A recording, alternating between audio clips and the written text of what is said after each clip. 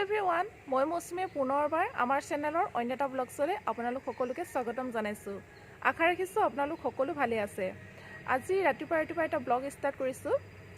এতিয়া বাজিছে ৰাতিপুৱা 7টা আৰু আজি বেটাৰ স্কুল আছে।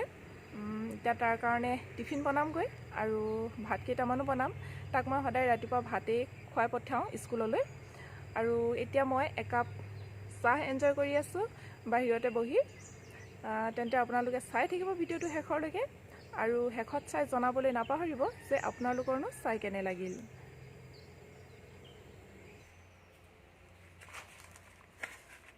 বেটাৰ কাৰণে টিফিন ৰেডি হৈ গ'ল। লুচি বনালোঁ। লুচিবিলাক এনেকৈ সৰু সৰুকৈ কাটি দিলে ই খাই ভাল পায়। আৰু বনালোঁ এয়া আলু ভাজি।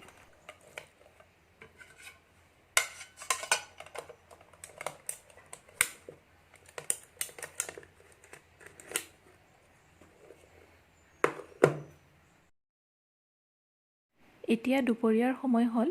ইণ্ডাকশ্যনত ভাত পাতি ৰাখিছোঁ। এইফালে কেৰাহীত দাইল বনাইছোঁ। দাইলত দিছোঁ কচু আৰু খুতুৰা শাক। ইয়াত যদি লোকেল মাছ কেইটামান হ'ল হয় খাবলৈ বহুত টেষ্টি হ'ল হয়, কিন্তু আজি নাই মাছ। এইফালে বনাই আছোঁ বেঙেনা আৰু আলুৰ ভাজি।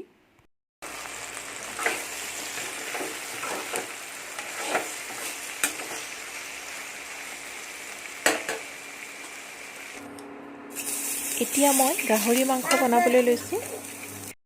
মাংসখিনি মই প্ৰায় 15ৰ পৰা 20 মিনিটমান সময় বইল কৰি এটা পাত্ৰত পানী নিগৰিব পৰাকৈ উঠাই ৰাখিছিলোঁ। এখন পেন গৰম কৰি লৈছোঁ আৰু মই ইয়াত কোনো তেল দিয়া নাই। মাংসৰ তেল থকা পিচকেইটা ইয়াত দি দিছোঁ। মাংসকেই পিছৰ পৰা এতিয়া নিজে নিজে তেল ওলাব। ইয়াত কোনো তেল নিদিলেও হয়।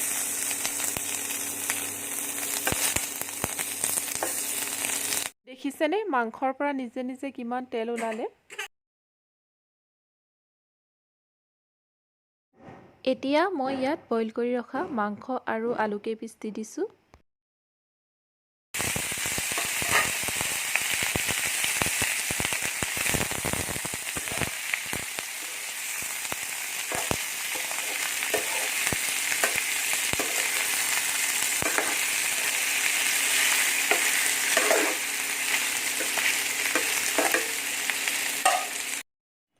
এটা পকা বিলাহী কাটি ৰাখিছিলোঁ, সেয়া দি দিছোঁ।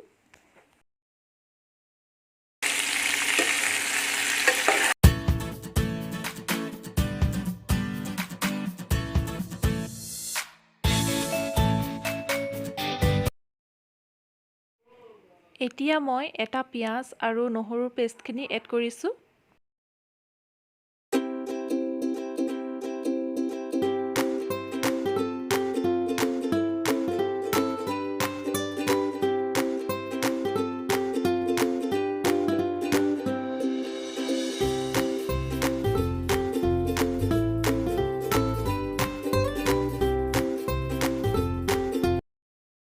নিমখ দিব সোৱাদ অনুসাৰে। এচামুচ দিছোঁ হালধি গুড়া। এয়া জিৰা গুড়া দিছোঁ।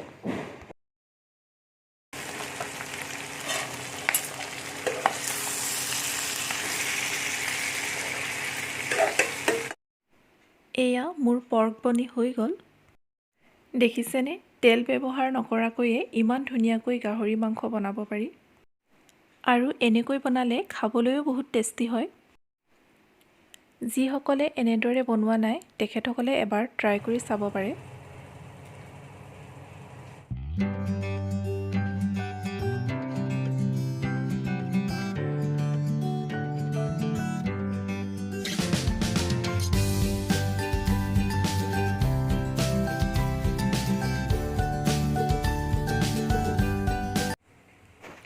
আৰু দেওবাৰৰ পিছত সোমবাৰে আমাৰ ফ্ৰিজটোৰ অৱস্থা চাওক।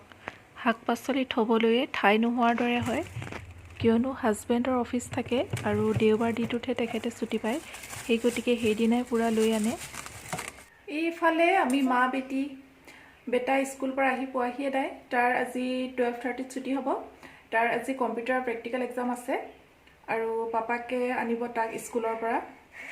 স্কুলৰ পৰা অনাটোহে তাৰ দিগদাৰ হৈছে। যাওঁতে বাৰু পাপাকে স্কুলত থৈ যায়, আগতে মই আনিবলৈ যাওঁ, এতিয়াতো নোৱাৰোঁ।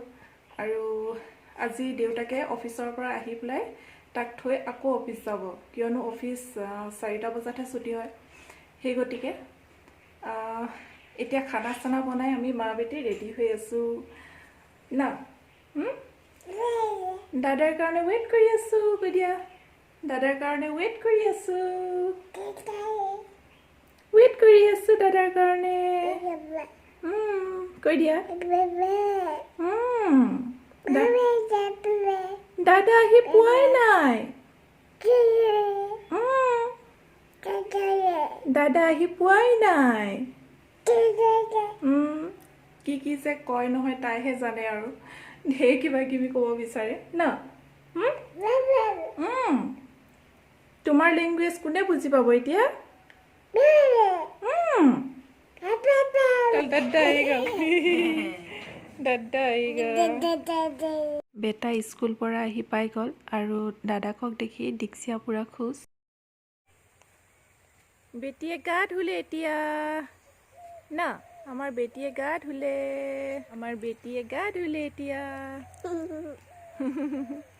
এই গা চা ধুৱাই হৈ গ'ল, আমাৰ বেটিয়ে গা ধুলে, আমাৰ বেটিয়ে গা ধুলে না। গা ধুই একদম পুৰা ধুনু ধুনু হৈ আছে, ধুনু ধুনু হৈ আছে গা ধুই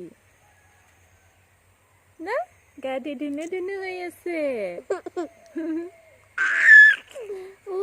গা ধুই ধুনু ধুনু হৈ আছে। গা ধুৱাই পেলাই অলপ ৰ'দ জেগাত দৌৰি আছিলোঁ, কিন্তু ৰ'দটো গুচিয়ে গ'ল না।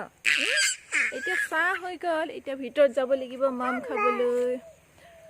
আৰু দাদা এইফালে, এইফালে দাদা দাদা দাদা দাদা, এইফালে দাদা, এইফালে দাদা।